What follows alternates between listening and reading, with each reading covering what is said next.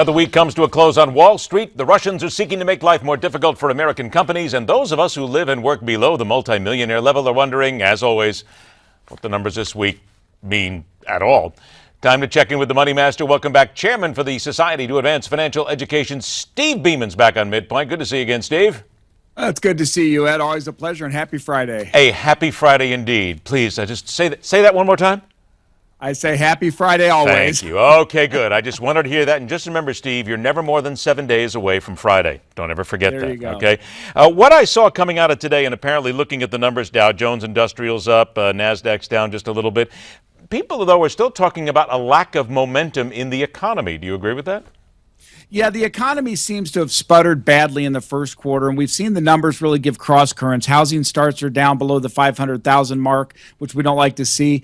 I think you've got an economy that you and I feel it's just kind of not settled right now. We're not in a good growth trend. The Fed has seen that, so they've held off on raising rates till the third quarter now. So we don't look for any miraculous turnaround here in the second. Is there anything other than waiting on the Fed which has us sort of sitting in that mud right now?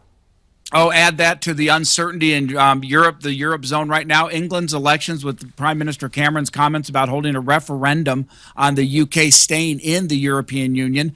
Plus, you've got China doing things around the world. So there's a lot of uncertainty that's causing the general economy to kind of be, let's see what happens. I want to talk about China in a moment here, but here's interesting about Russia. The MPs there, they now have a bill to ban undesirable foreign non-governmental organizations or firms, which really kind of talks about connotations of spying almost. And I'm wondering what kind of effect this is going to have on American companies doing business in Russia.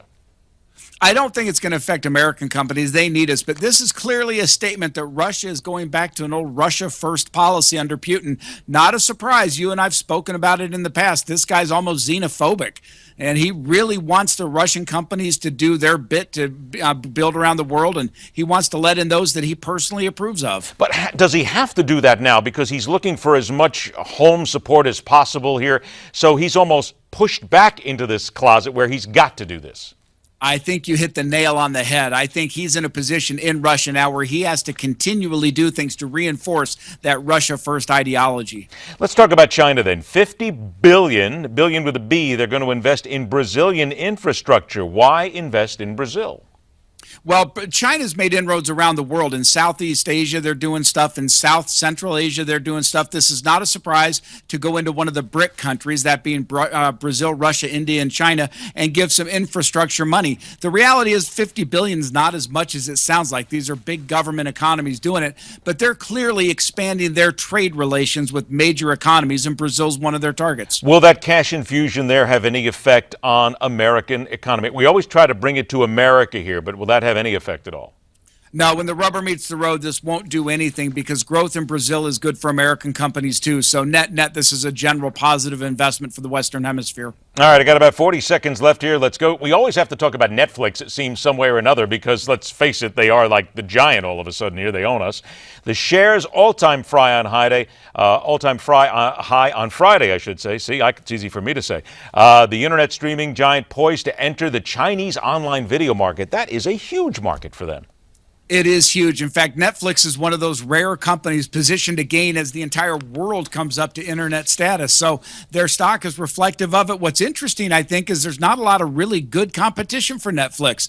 They seem to have captured that market really strongly. And other than the random YouTube video, nobody's touching them. And I remember how it was almost yesterday when people were talking about Netflix maybe going out of business and how panicky they were that it wasn't going to survive. Guess what? They are now an absolute giant. As are you, my friend. Have a wonderful weekend. Steve Beeman, always a pleasure to have you on the show. We'll talk to you again real soon, buddy. I look forward to it. All right, take care. Tighten up the gloves. The Arena is next on Midpoint when we continue right after this.